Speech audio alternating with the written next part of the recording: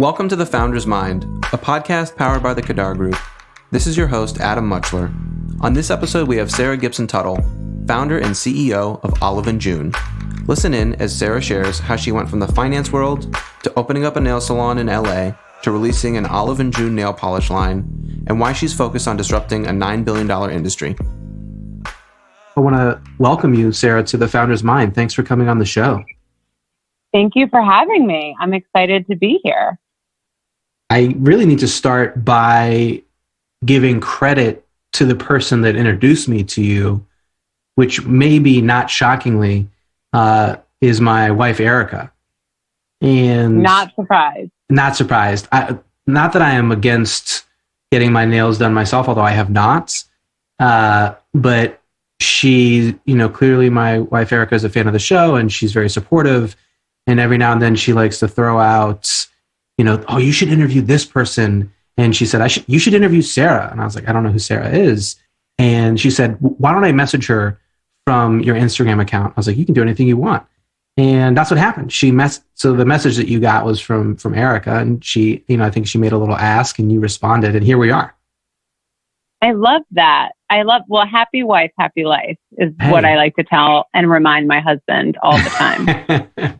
So Erica, I wish you were here. I wish she was part of it. But no, it's funny. A lot of men in my life, some men of my life come into the salons or do their own nails, but I have heard that story before, that a lot of men feel or get introduced to our brand either through their wives talking about it or a credit card bill. So I'm deeply appreciative of the support. Well, that's awesome. And also no surprise, although maybe every now and then it's the other way around. I like to start with the show just to hear in your words. What is Olive & June? What are you working on?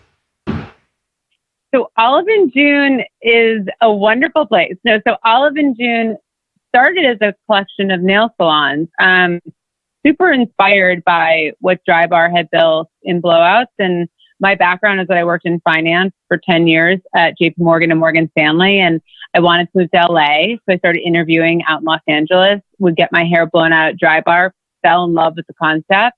But my thing has always been nails. And I said to myself, I really want to create this experience in nails.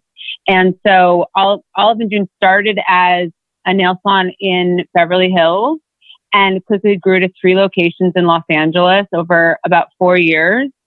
And as we grew, what I realized was that we were serving thousands of women and making thousands of women happy every week. And I had a bigger vision to make millions of women happy every week, via nails. For me, and for the women that walk through those doors, like having your nails done is such a happy feeling. Some people feel put together, some people feel happy, some people feel beautiful, but it's always an elevated version of yourself. And I wanted to deliver that in a bigger way to women. So recently, and we can talk about it further as to kind of how we got there, but recently we launched a suite of at-home products that we're super excited about, that have sold out a few times. And the response has been so intensely, it's given women such a sense of happiness, and they've been able to have these beautiful manis and have them last a really long time. The polish formula, people have been raving about, which makes me so happy because we spent so much time on it. But really, Olive & June is beautiful nails for everyone. And what started in the salon has become an at-home product line. That's amazing. And I think one of the things, and just listening to that summation that you shared, that stands out is, how did you get from finance to nails, besides your own passion? Yeah, it's so funny because it feels like now the pivot into a new industry feels more normalized than it did even 7-8 years ago when it was, first, or even 10 years ago when it was first my idea to do it. I was working in finance and was like, I have to do something different. And kind of everyone around me thought I was crazy. Now, Hillary Kerr has a Second Life podcast where we highlight these women, and it feels so good that it's become a little bit more normalized. But my shift was really, I have always, both careers that I've had have been customer service focused. And I have always been essentially a client service rep. Like that's how I think of myself. I'm like, I deliver exceptional customer service. And so in finance, I was covering hedge funds and mutual funds, but mostly pretty intense, high volume hedge funds that were trading stocks. And so I was shepherding their orders from their trader to my trader and making sure that they were happy with their executions. There's obviously other resources, IPO allocations, analyst meetings, et cetera, that we were putting together. But essentially it was working on trades, making people happy, and work with very demanding clients that I still talk to many of them today. And I actually I form such an emotional connection with people when they are my clients. Yeah. So just naturally so I want to make people happy. And so at some point I wanted to move to LA. I started, interviewing for jobs out in Los Angeles. And when I walked into Dry Bar and had that feeling, it was really about, I loved how they were delivering the service to me, which was similar to what I had been delivering for a decade. And so, because I love nails, it wasn't actually that big of a kind of second life moment, because it was really, my job is essentially the same. I'm just making a different group of people happy for a different reason. It's so interesting. I had this conversation with Ruben Harris, who's the founder of Career Karma, which is a company that shepherds people into coding boot camps and out of coding boot camps and into jobs. And one of the topics that came up was transferable skills, which I like to call, what are your transferable skills, is something I like to talk about. And I feel like you just articulated that so perfectly. These transferable skills that you had from your finance career and job that walked you right into Olive and June. Absolutely. And what are you uniquely good at, and making sure that becomes your focus of any job that you have in the future. So you're out in LA, you go in a Dry Bar, you're job hunting, you're interviewing, you're getting the lay of the land, and you have this connection to, how getting your nails done makes you feel and how it might make other people feel. How did you go from that experience to what was next? I mean, what were some of the steps? You don't have to tell me all of them, but the ones that pop up now, because I know it's been over 6 years, at least since you opened, it was 6 years. That's right. So I didn't quit my job until I had the idea for Olive in June. So I was still working in finance, and I was coming out here for interviews, and I was getting my hair blown out. And so I had that moment, that aha moment, when I was still in my former job. And so I literally turned to my now husband and said, I'm going to create the Dry Bar for nails, to which he was like, I would take pause on that and think about what that means. But he was not so sure. But once I had the idea, then it was a matter of probably a month before I quit. I unsuccessfully tried to get laid off. They were like, absolutely not. You're but I'm really trying to suck at my job. Please. I was like, I'm just dying for 9 months of severance. Will you give it to me? They were like, absolutely not.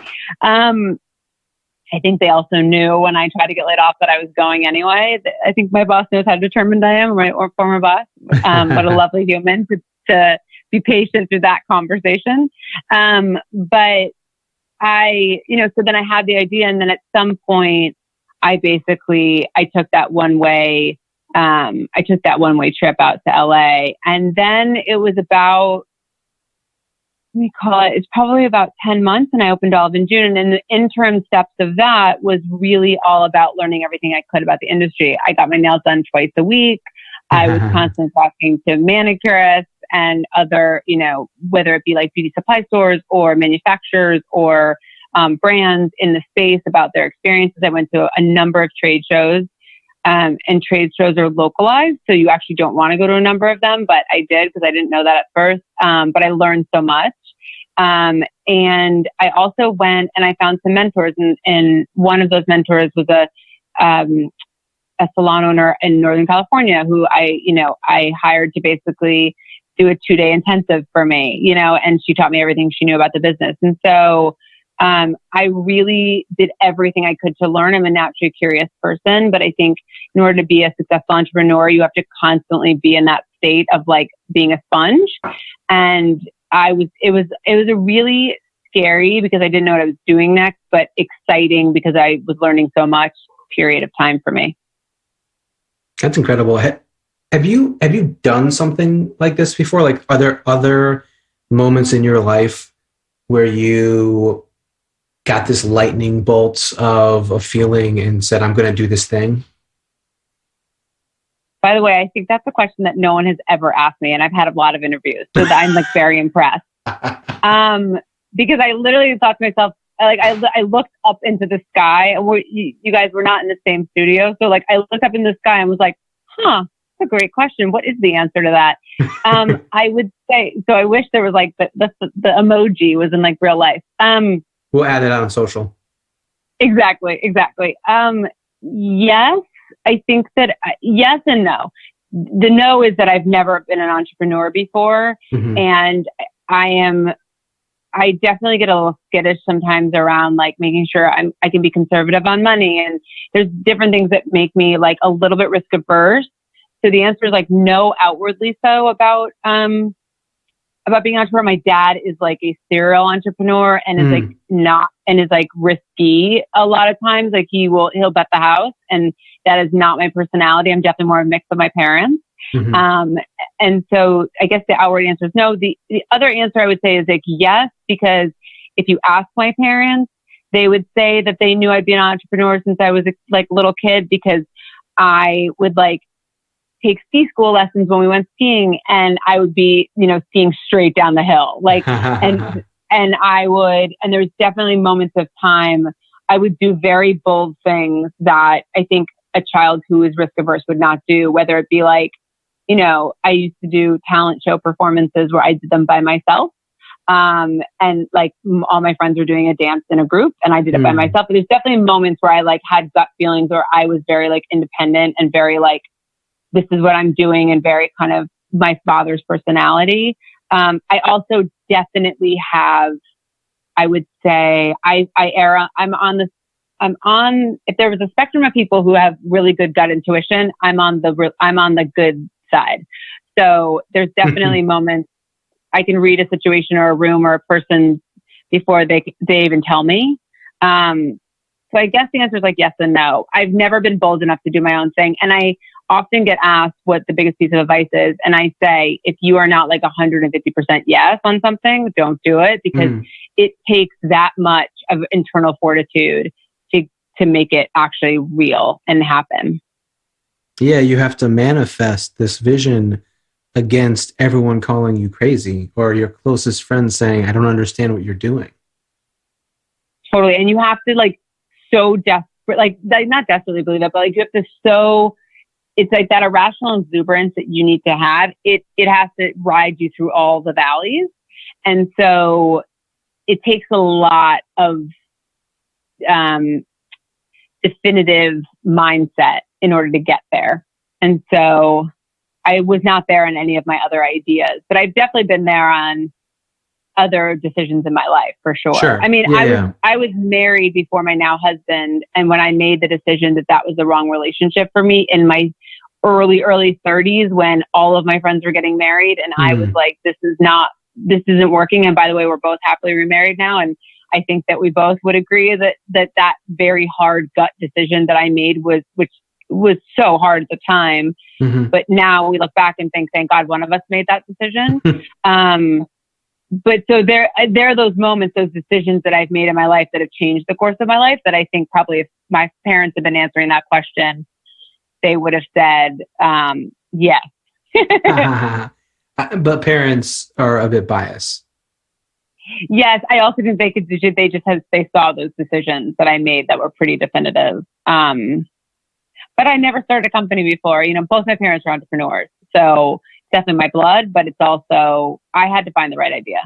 I mean, I think that's a really interesting, I'm glad that this came up, about your parents being entrepreneurs, because I like to say I come from a family of entrepreneurs, because my mom's had her own business my whole life, and my dad has had businesses, and my brother has a business, and everyone, like you could throw a stone at a family gathering and there's probably like 5 to 10 businesses.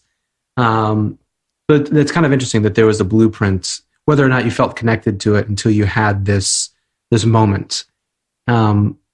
one of the things that you mentioned though is this, you kind of doubled down on your gut and this idea that you listen to your gut and that it's generally served you really well. People struggle with that.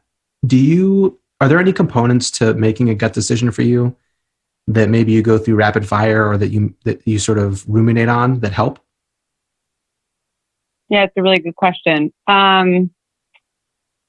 They go very rapid fire for me. And I actually have recently tried to pull back on making that snap judgments first and really, the team around me is much more methodical and analytical and data driven than I am. And it's a really good balance because I think there's often times where I make a decision and it's pretty emotionally driven. Yeah. So my check and balance now is more so like going to the team that I've hired and I really think of it as partnering, that like I've partnered with that is smarter than I am at many things. Yeah. To counterbalance it. I would say though that I think I think people are smart in different ways. You know, I think there's book smarts. I think there's street smarts, and I think there's people smart. And I think I am, if anything, by the way, hopefully I'm one of them.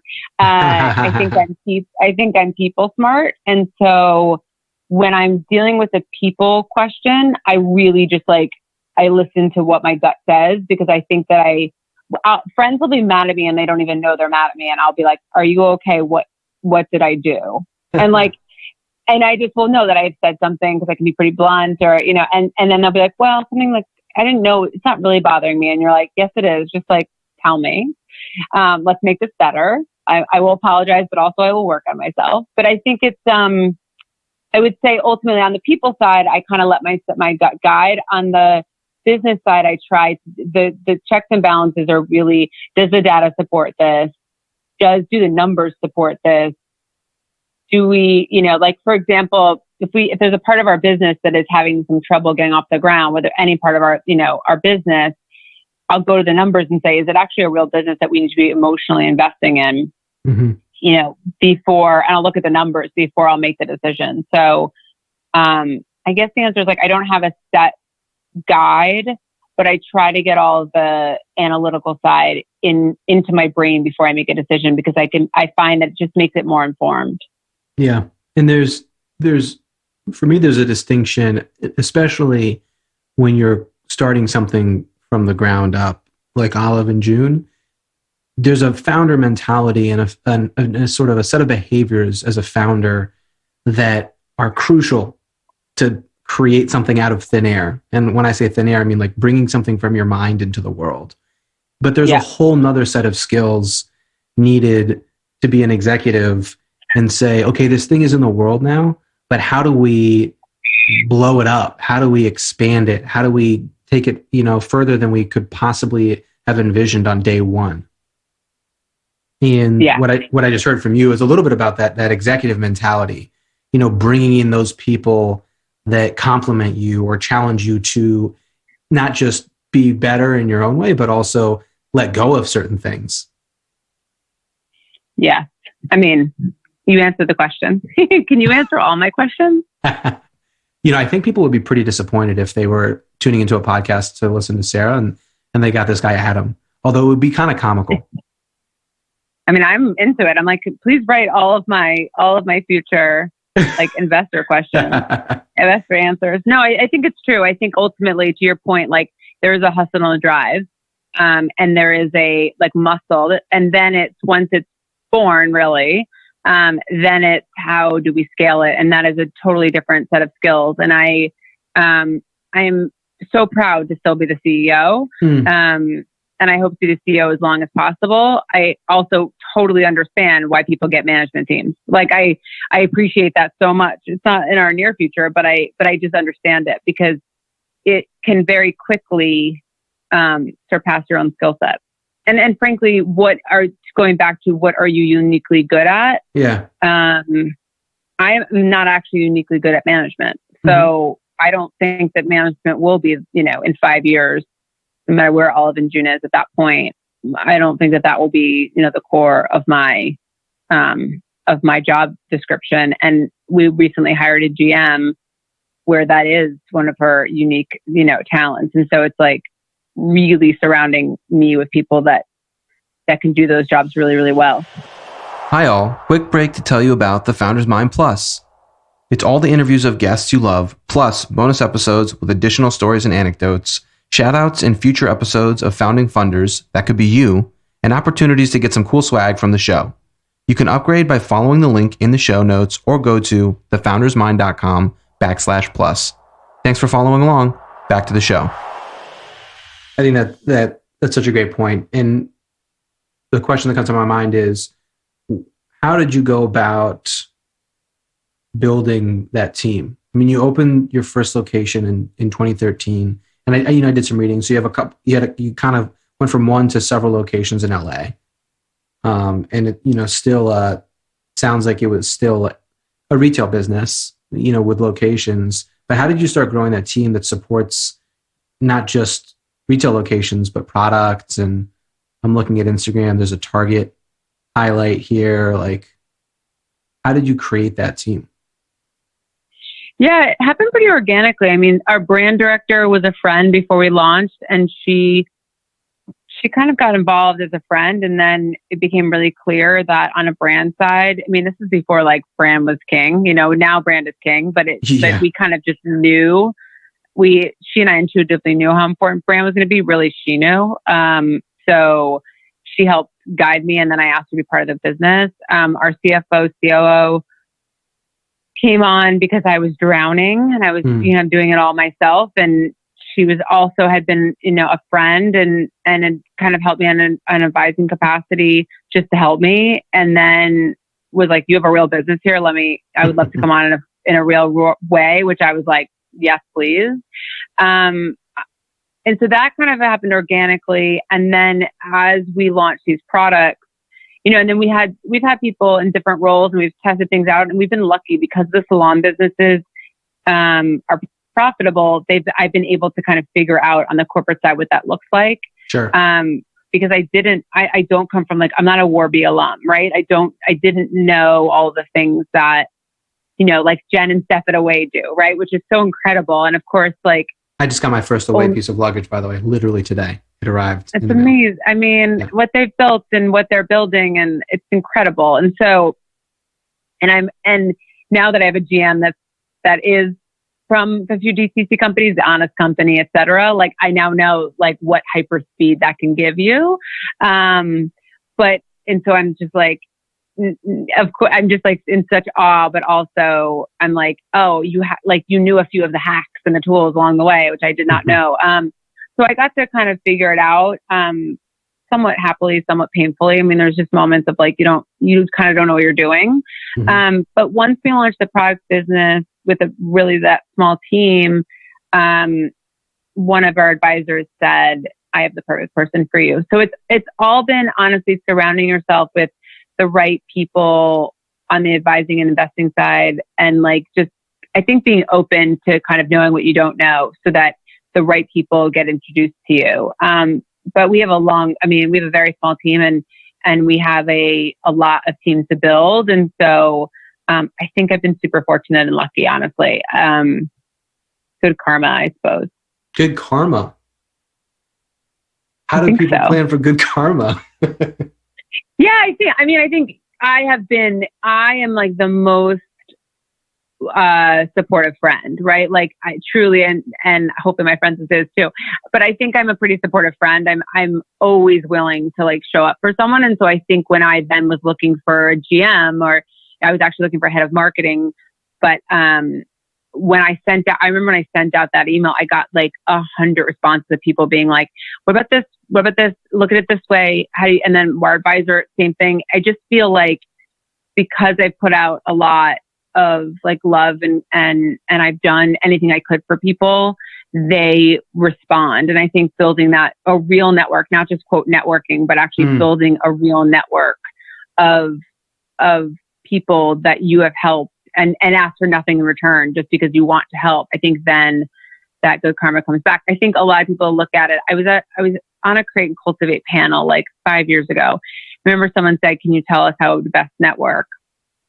And I was like, and people were talking about how to network. And my answer was like, if you are networking, you're already You've starting already with the wrong intention. Oh my God. Yeah, it's like the wrong intention. It's like, because I love ultimately, it's like ultimately like how I think of it, like, how can I be helpful? Mm-hmm. Because I get really excited when people succeed. Like I recently connected someone pretty major in private equity with one of my friends who's starting a business, of which that private equity investor has owned a business in that space in the past. Like it will be the perfect connection for both of them in so many ways. And I pay full price in that. Like there's no world of like, I buy that stuff literally full price. Like I never would ask. And that's like one of my best friends. Like for me, it's like, how do you connect people because it's good for them?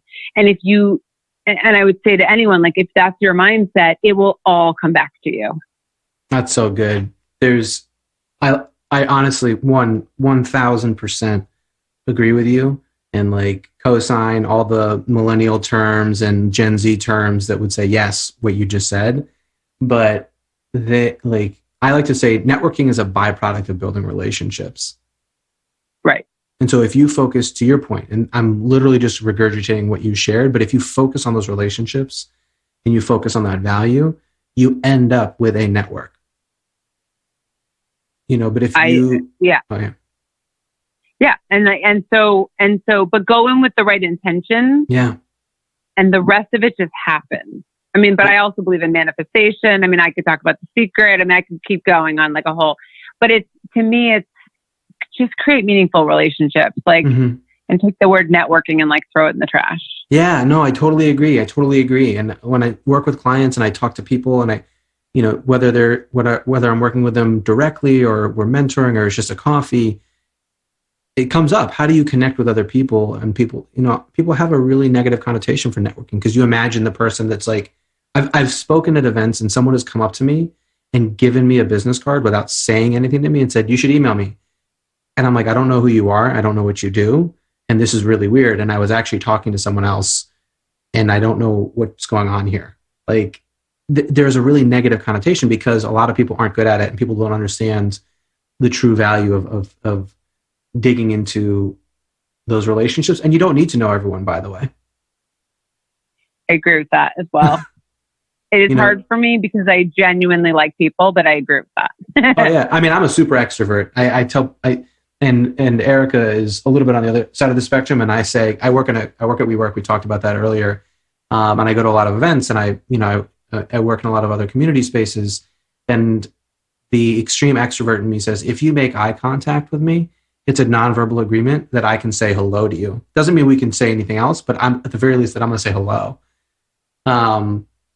And it's led to a lot of incredible things.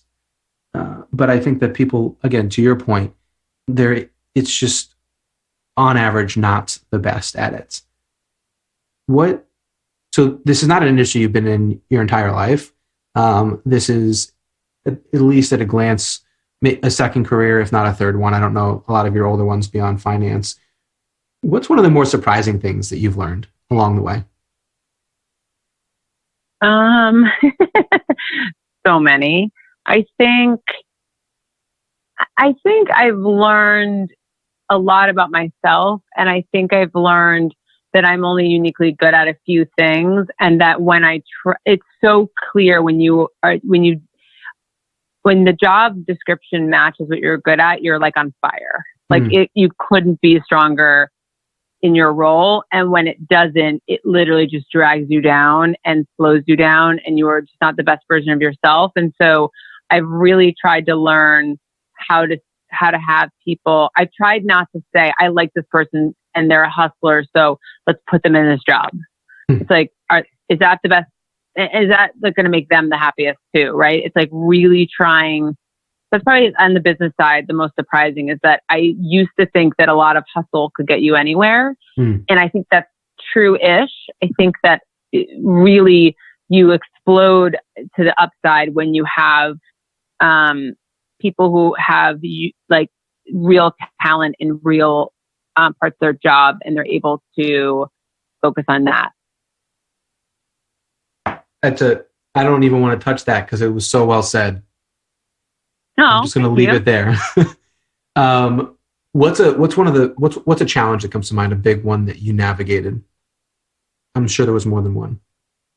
There's so many. I think something that people don't talk about is cost of goods that I think is like a really interesting challenge. When we first launched our Saturday sandals, which are technically our first product, our cost of goods we could never have gone to wholesale with that product. We were paying so much for that sandal, and what we were marketing at, what our MSRP, which is obviously our retail price. We could just have never gone to wholesale. And then when we did beauty tea, which is tea that you drink that promotes stronger nails and nail growth, same issue. I learned that challenge of figuring that out and realizing that if you go to wholesale, everyone says like, oh, it probably costs them like $1 and they're selling it for 20. And by the way, those are not our margins. I wish they were. But it's like, people like talk like that. It's like, there are so many other costs other than what it costs to produce that product. There is packaging, there is shipping, there is fulfillment, there is marketing, there is headcount. There are so many, there's components. It's unbelievable how much adds on to that. And so, cost of goods was a big challenge, but something that once we finally launched the nail products, really we had under control. And I'm very thankful that we did a few products that weren't totally that were kind of tester balloons, because we learned so much. I wish someone had pulled me aside and taught me that. Like, I think if I'd been a Warby alum, I would have known that going in, and it would have been so, so helpful. Yeah, but you've mentioned Warby a couple of times. They've done a great job, and obviously we talked about a way they've done a great job. I always look at my story and other people's stories, and there are ripple effects with everything in life. So if you were a Warby alum, you might not even start at Olive and June. You might have thought about something else, and maybe it would have worked, maybe it wouldn't have. Right. No, I agree. Yeah. I mean, I don't regret anything. It's just more, I wish there was a little bit of a handbook. And by the way, there could be. I could write one. So maybe that'll be my third career. Your third career, right? The handbook. Yeah, exactly. I think you just call it the handbook. Real simple. I think that's how branding is now, right? Like super basic titles. And you're like, what is this? And you read it, and then it's about, retail and all these other things and building an empire, which it sounds like you're on your way. At least if you look at Instagram and you look at some of the relationships that you have, and you're showing up in Target, and it feels a little empire-esque. Olive and June feels like an empire. Yeah. I mean, your lips to God's ears. I hope that someday that I don't know that it ever to the founder feels like an empire. I think ultimately you're always working to the next goal. Oh, yeah. That's such a Target good point. Target was really exciting. I mean, we sold out in a couple of weeks to Target, and I felt there's probably no retail store I like better than Target. So it was, and for my daughter and I, where we go there every week, to go and see a sold out end cap was really fun for both of us. That must have been so cool. It was great. And then I was recently in Florida with my mom, and we were going down for one of my family members is sick, and that was like a rough weekend, right? But then we literally, the one escape we had was to go to Target, because she was like, can we just go see the end cap before she had never seen it.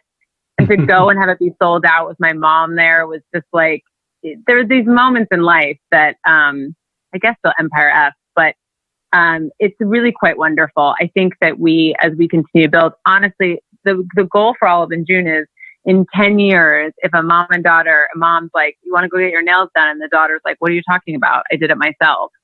That's the conversation we want women to be having.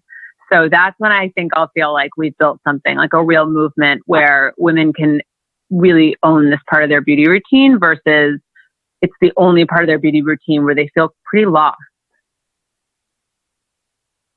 I think we just leave it there. I have other questions in mind, but we're coming up on the hour, and I think that really sums it up. I mean, enabling people to do things for themselves, whatever it is. And people can make claims about, how meaningful or not meaningful something is, but just creating that opportunity, for people to do their nails and to, do something that boosts confidence or whatever it is for that individual.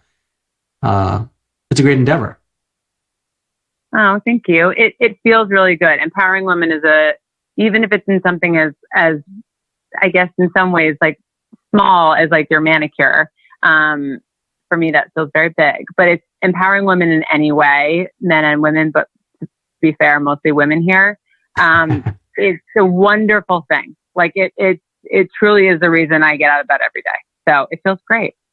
That's awesome. And plus you have llama stickers, it looks like, on your website. And who doesn't like llamas? Who doesn't like llamas? That's a great question.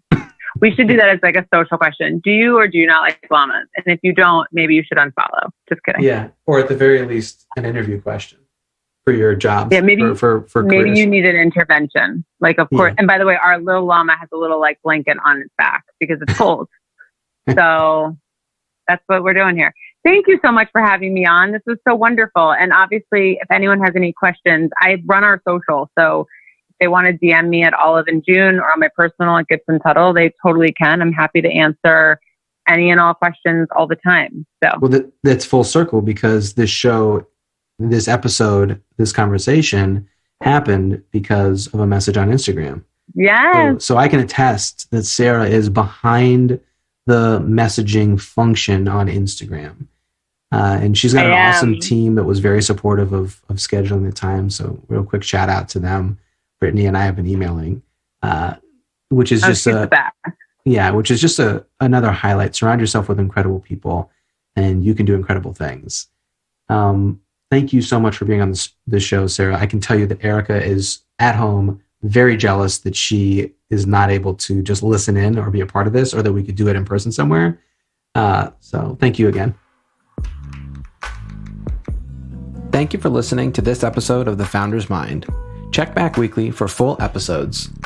If you like what you're hearing, sign up for The Founder's Mind Plus for 2 to 4 bonus episodes each month in addition to the full episodes and other dope benefits.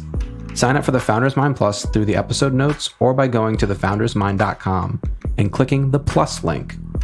To make sure you don't miss any awesome wisdom from guests and stay up to date on the most recent episodes of the show, be sure to visit thefoundersmind.com. You can also follow along on social at The Founder's Mind. Last but not least, thank you to Roy Matz for the music on this show and his dope editing skills that make The Founder's Mind possible. Until next time, take care.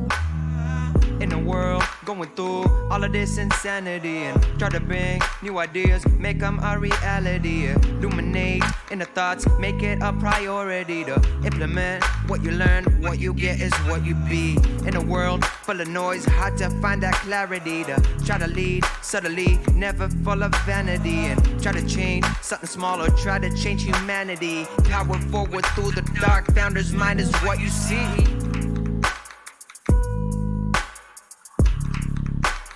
Founder's mind is what you see.